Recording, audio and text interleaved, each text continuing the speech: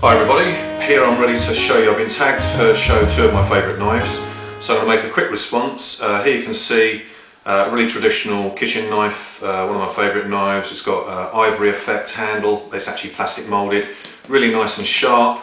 I've got this lightweight knife, this is my second favourite. It's lightweight, flexible, serrated edge, not quite luminous, easily can get lost, so it gives you a challenge trying to find it. So I quite like that. And this one here used to be one of my favourites, but it's, as you can see, it's seen a lot of use, got a bit damaged, and I've had to repair it with some sellotape, but provided I don't sort of hack about with it too hard, that should be okay. So,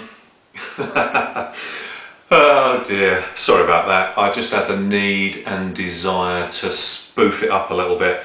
I might have caught a few people out there where they thought, what? What's he talking about? Plastic picnic knives for bushcrafting and outdoor pursuits? What is he on? Anyway, it's Pete here, Mindwiseman's channel, aka Maverick Outdoors, and I'm responding to two of my favourite knives, tag. I've been actually tagged by two people within a couple of days, a few weeks ago. The first one was Sandy, who's based in southwest England. His channel is G0VQW. And he is involved with making radios. He's a bit of a radio ham, construct radios, knows all about the technical paraphernalia that goes along with it, and more recently got involved with bushcrafting, wild camping outdoors.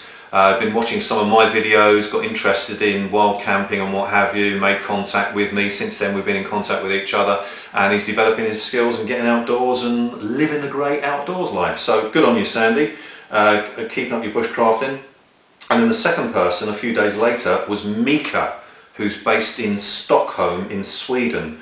His channel is MV's Bushcraft, and basically speaks for itself. He does bushcrafting in Sweden, and you can see what he gets up to on his channel. And he's tagged me. At the present time, these are my two favourite knives. It does change depending on your circumstances and what you're doing, but overall, these are my two favourite bushcrafting outdoors use knives, and I'm going to give you the spec on them now. Okay, this is the Condor Bushlaw knife, bushcrafting knife. It's basically a copy, clone, replica of Raymir's Woodlaw knife. That's not the reason why I acquired it. I basically wanted a traditional bushcrafting knife, full tang, etc. You know, real traditional bushcrafting knife, and this just happened to fit the bill, and it just happens to be a copy. Very, very similar to Raymir's individually made commissioned knives that he does, which this was over £200 cheaper. It's really good quality, it's really sturdy, leather sheath, full tang. I wanted a full tang, the shape of the handle, contour shape, so that if for any reason the handle profiles get damaged, you've still got the contour shape of what would be the handle anyway, and you can wrap it in paracord or make new profiles or pad it, but you've always got this sort of ergonomic shape for the gripping and use of the handle if for any reason the profile sides did actually come off or got damaged. It's approximately 4.5mm thick, it's carbon steel. It originally came with a slightly convex bevel to the blade, which of course curves round and doesn't penetrate as much. So the reason why this is a bit more appealing to me even more recently is because I've started to improvise it. I've started to reprofile the cutting edge, so instead of it being more sort of convex, it's more of a beveled flat edge to the profile of the blade, and I've done that with a smoothing file, and still got a bit more work to do, but it's twice, 3 times better than what it was. Much sharper, penetrates, good solid knife, used it for battening, but I do actually want to change some of this edge to the profile and bring the actual cutting edge a little bit closer up, because this area here is sort of a bit impractical. Okay, it might be there for safety, so if your finger did slip, but at the end of the day I'd rather have more of a cutting edge profile that's got more practical use. Drop point, quite well made considering the price. 30 quid, $45 approximately. Traditional bushcrafting knife, leather sheath, push it in hard, it will stay in there, it's not going anywhere. Plus as well, it's got quite a sort of a traditional belt loop. What I like about this is that I might get another fixing to sort of hang from this loop, so it's a bit more free hanging and movable. But at the moment, when I do thread it through my second belt, which is the belt that carries my kit bag around my waist, or my bung bag or fanny bag, rather than the belt that holds my trousers up, which I've never fastened anything to when I'm outdoors, wild camping and bushcrafting. This goes onto my attachment belt, and it's got quite a lot of space, so it doesn't hang vertically down and feel awkward to pull up. If you pull it up from the belt, sort of very similar to that, it then can tilt. So if you imagine my finger's the belt, lift it up, tilt it, and then you can take it out at sort of waist level. And it's quite easy to put in, then tilt it up, and it just hangs back down. So traditional bushcrafting knife, that's why I got it. I will do maybe a little bit more of an in-depth review on this knife at a later date, because there's a lot of history behind the company that makes these knives, Condor. Condor Bush Law. And this is the Mora 510.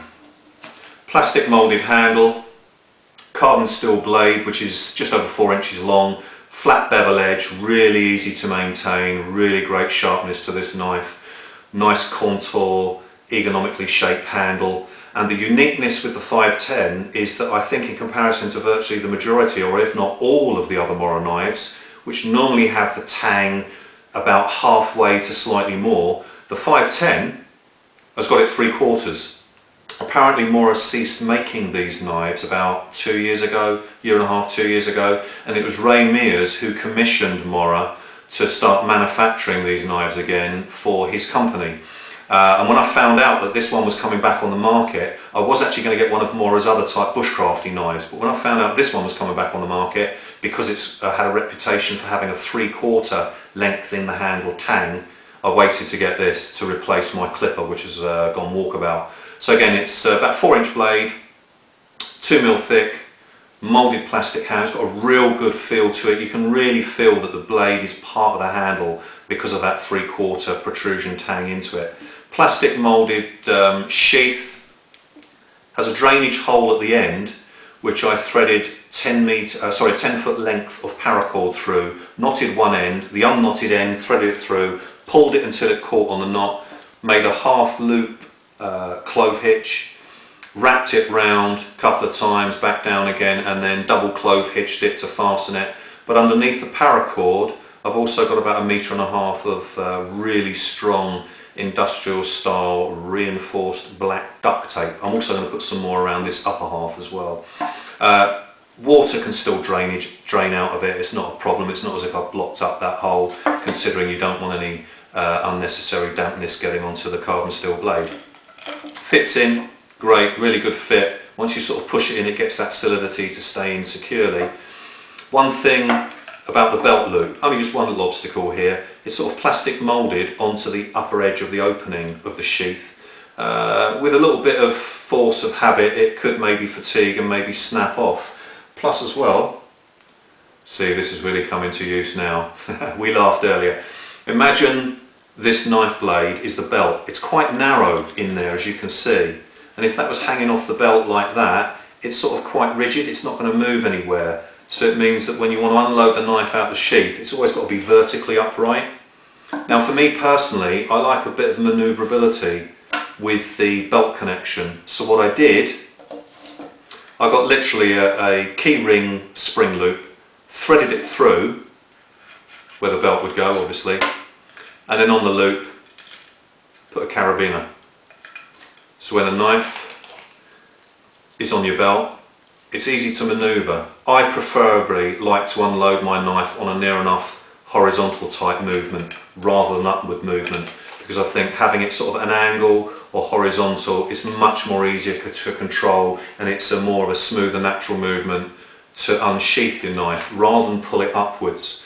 And of course, if I didn't have that ring and that was on the belt sort of like that, it would just be a little bit more rigid and I'd be confined to having to unsheath the knife in a vertical position. I found this has been a real great use, having this this sort of amended fitting which I've done on that, and it's still quite nice and sturdy, so that's going to last a long time. Mora 510 carbon steel, great knife. Used it for prepping, woodwork, food prepping rather, woodwork and that sort of thing. So it's a little bit more of a delicate use than say maybe using my Bush Law.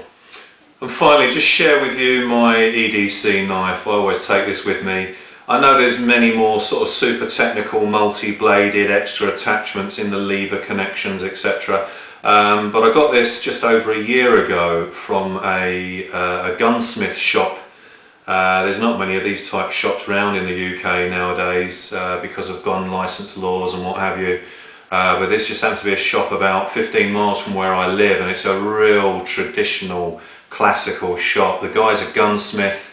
Anything about guns that he doesn't know, you could write on a grain of dust. I mean, this guy knows everything about guns, air rifles, air guns, air pistols, also archery.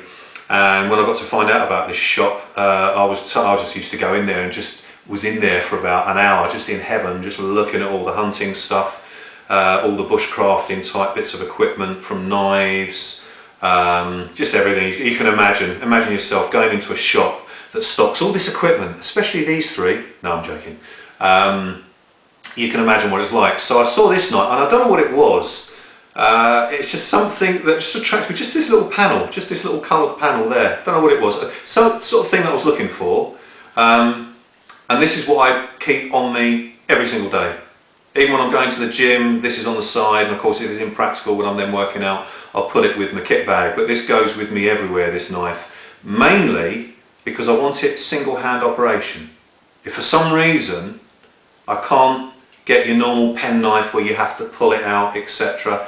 Also I practice, if I've injured my right hand, because I'm naturally right-handed, then I practice one-handed things, sort of like operating the knife with both hands, so it's versatile. But I wanted a knife, and again it was just this little, if that panel hadn't been there, I know it sounds silly, I most really wouldn't have got it. I'd have got something else that's Spyderco or K-Bar or something really more dynamic.